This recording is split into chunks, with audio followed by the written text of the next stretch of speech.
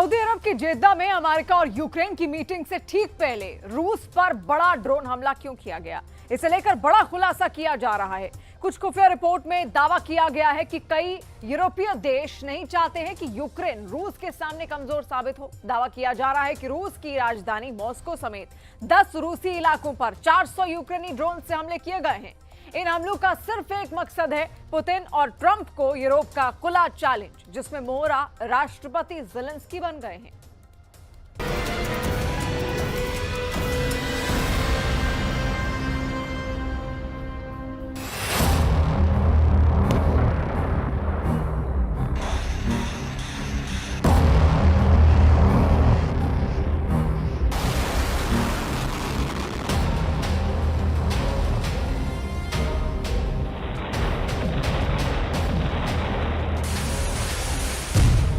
Drone से रूस पर हमला, अब युद्ध रोकना नामुमकिन। ऐसा लगता है कि अब रूस यूक्रेन युद्ध को दुनिया की कोई ताकत नहीं रोक पाएगी।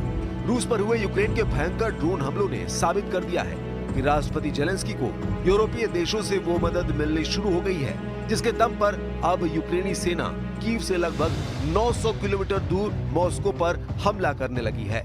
हम आपको दिखाने जा रहे हैं कि जिस वक्त राष्ट्रपति ज़ेलेंस्की सऊदी अरब में क्राउन प्रिंस मोहम्मद बिन सलमान से मिलने पहुंचे थे, ठीक उसी वक्त यूक्रेनी सेना ने रूस पर हवाई हमले शुरू कर दिए थे।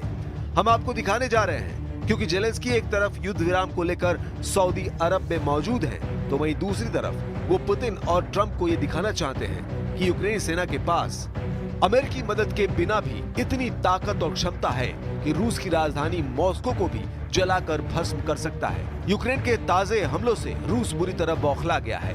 हम आपको दिखाने जा रहे हैं कि रूस यूक्रेन के ड्रोन हमलों का जवाब यूक्रेन से लेकर यूरोप तक कैसे देने जा रहा है। लेकिन पहले देखिए वो तस्वीरें और आंकड़े जिसने रूस पर हुए यूक्रेनी ड्रोन हमलों से तहलका मचा दिया है।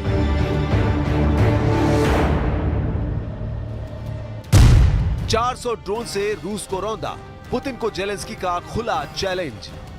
सऊदी अरब में यूक्रेन और अमेरिका की बातचीत से ठीक पहले यूक्रेन ने रूस पर इतना बड़ा और भीषण हमला करके साबित कर दिया है कि यूक्रेन बातचीत से पहले बारूदी हमले करके यूक्रेनी पक्ष को बेहद ताकतवर और मजबूत दिखाना चाहता है। जरा देखिए रूस की राजधानी मॉस्को पर यूक्रेनी ड्रोन हमलों ने कैसे तबाही मचाई है।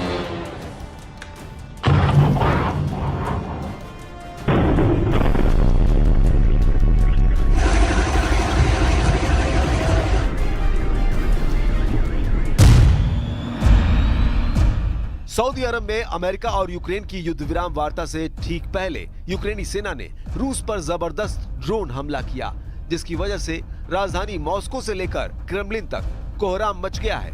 रूस रक्षा मंत्रालय के दावों के मुताबिक यूक्रेन ने अब तक का सबसे बड़ा ड्रोन हमला रूस पर किया है। इस हमले में यूक्रेन की तरफ से 400 आत्मघाती ड्रोन इस्तेमाल किए गए हैं। ऐसा दावा किया जा रहा है कि यूक्रेन के ड्रोन हमलों की वजह से रूस में कई एयरपोर्ट बंद हो गए हैं, दर्जनों उड़ानें डाइवर्ट की गई। राजधानी मॉस्को पर सैकड़ों ड्रोन ने भयंकर बारूद बरसाया है।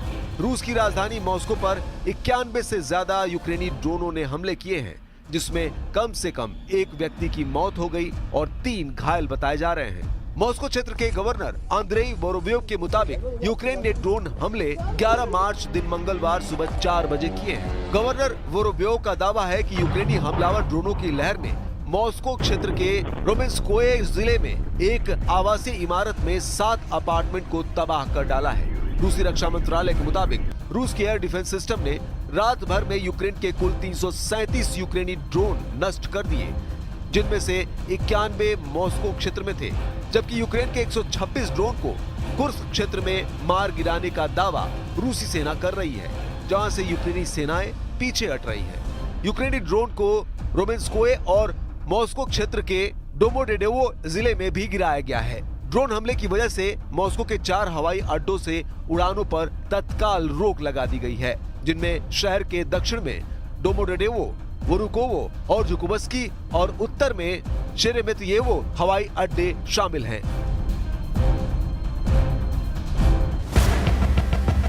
अब सवाल उठता है कि जिस वक्त सऊदी अरब में अमेरिकी विदेश मंत्री मार्को रूबियो यूक्रेन के अधिकारियों पर युद्ध विराम पर वार्ता करने की तैयारी में जुटे थे।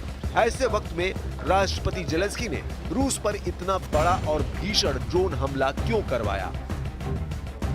वॉर एक्सपर्ट्स का दावा है कि राष्ट्रपति डोनाल्ड ट्रंप और राष्ट्रपति पुतिन को यूक्रेन के राष्ट्रपति जेलेंस्की ये दिखाना चाहते हैं कि यूक्रेन आज भी रूस पर कहीं भी कभी भी बड़ा हमला कर सकता है। युद्ध विराम से पहले जेलेंस्की यूक्रेनी सेना को बेहद ताकतवर दिखाना चाहते हैं ताकि सऊदी अरब में यूक्रेन रूस से वार्ता में बराबरी की हिस्सेदारी हासिल कर सके। लेकिन अब सवाल उठता है कि जब अमेरिका ने यूक्रेनी सेना को खुफिया सूचना, सैटेलाइट और सैन्य मदद बंद कर दी है, तो फिर यूक्रेन ने कीव से लगभग 900 किलोमीटर दूर मॉस्को पर इतना बड़ा ड्रोन हमला कैसे कर लिया? कुछ खुफिया सूत्रों से रूस को पता चला है कि यूक्रेन के ड्रोन हमलों के पीछे यूरोपीय देशों का बहुत बड़ा हाथ है, जो यूक्रेनी सेना को खुफिया और सैटेलाइट सूचना देने में जुट गए हैं, जिसकी वजह से रूस पर यूक्रेनी सेना ने इतना बड़ा हमला किया है।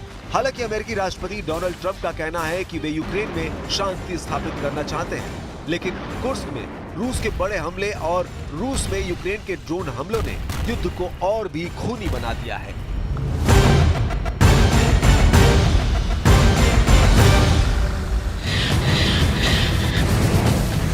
इधर कुछ दिन पहले ही ब्रिटिश अखबार द गार्डियन पर यूक्रेन के राष्ट्रपति जेलेंस्की ने सनसनीखेज दावा किया था। जेलेंस्की ने दावा किया था कि रूस अतिरिक्त 1.5 लाख सैनिकों की तैनाती नेटो देशों के बॉर्डर पर करने जा रहा है। रूस के 1.5 लाख सैनिकों के साथ उत्तर कोरिया के सैनिक भी शामिल होंगे।